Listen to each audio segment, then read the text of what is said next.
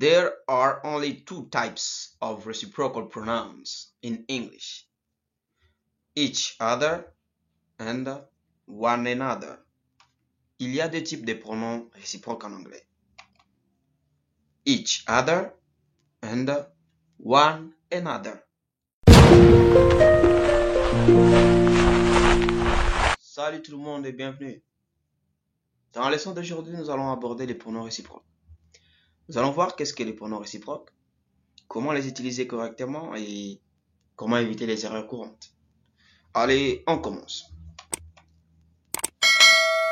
Alors, nous allons parler des pronoms réciproques, appelés reciprocal pronouns in English. Good.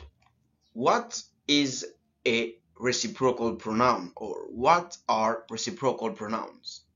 Reciprocal pronouns are pronouns that indicate a mutual relationship or action between two or more people, where each person acts towards the other.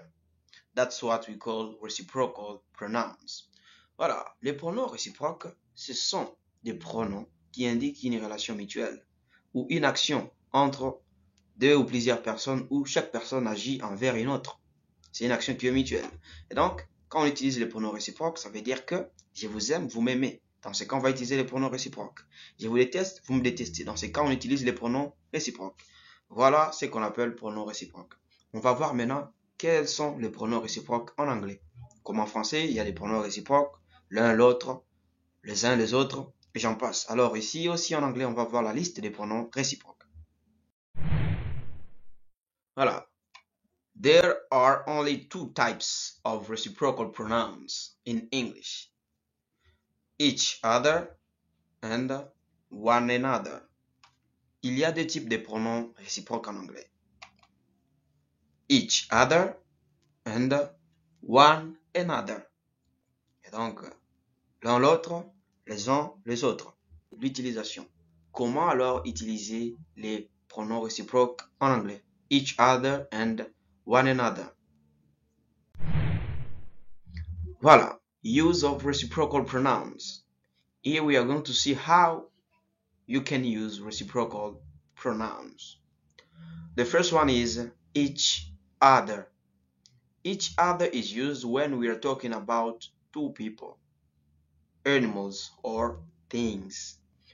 Each other est utilisé lorsqu'on parle ou lorsqu'on se réfère à deux personnes, deux animaux ou deux choses. Exemple: John and Mary speak to each other. John et Mary se parlent l'un l'autre. Ou tout simplement, John et Mary se parlent. Comme je vous ai dit, ça peut juste transformer le verbe à un verbe qui devient pronominal, se parler. John and Mary speak to each other. John et Mary se parlent. L'exemple suivant. The two sisters love each other very much. Les deux sœurs s'aiment beaucoup. Ou encore, les deux sœurs s'aiment beaucoup l'une l'autre. The following example, they help each other. Ils s'aident. Ils s'aident. Ou ils s'aident l'un l'autre. Voilà ce que ça signifie. Alors, nous allons passer à l'autre pronom réciproque qui est one another. Alors que each other est utilisé pour deux personnes, one another est utilisé pour trois ou plusieurs personnes, animaux ou choses.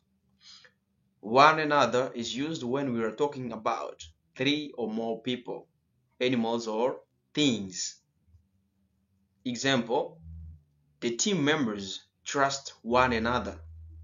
Les membres de l'équipe se font confiance les uns les autres. Ici, nous voyons que one another est utilisé pour parler de deux, de trois ou plusieurs personnes. Après, nous avons students support one another. Les étudiants se supportent les uns les autres, ou tout simplement les étudiants se supportent. The following example: they all blamed one another for the mistake. Ils se sont blâmés ou reprochés pour l'erreur. Ils se sont blâmés ou reprochés pour l'erreur. Voilà l'utilisation de each other et one another. Voilà ce que vous devez retenir. Each other est utilisé pour 2 personnes seulement et one another pour 3 et plusieurs personnes. On va également parler de possessive form of reciprocal pronouns. Maintenant, qu'est-ce que ça veut dire quand on dit possessive form? D'abord, pour la prononciation, nous avons le double S ici, se prononce comme Z. Pas possessive, plutôt possessive. Alors, quand on dit possessive, ça veut tout juste dire que c'est une forme qui montre la possession. Ça montre la possession des pronoms réciproques. C'est le cas où les pronoms réciproques montrent la possession. Pour montrer la possession en anglais, on dit of. Example here, of each other and of one another. Alors, ces 2 phrases ici peuvent être dites d'une autre façon ou d'une autre manière. Of each other, en d'autres mots, each other's. Each other's. Each other's.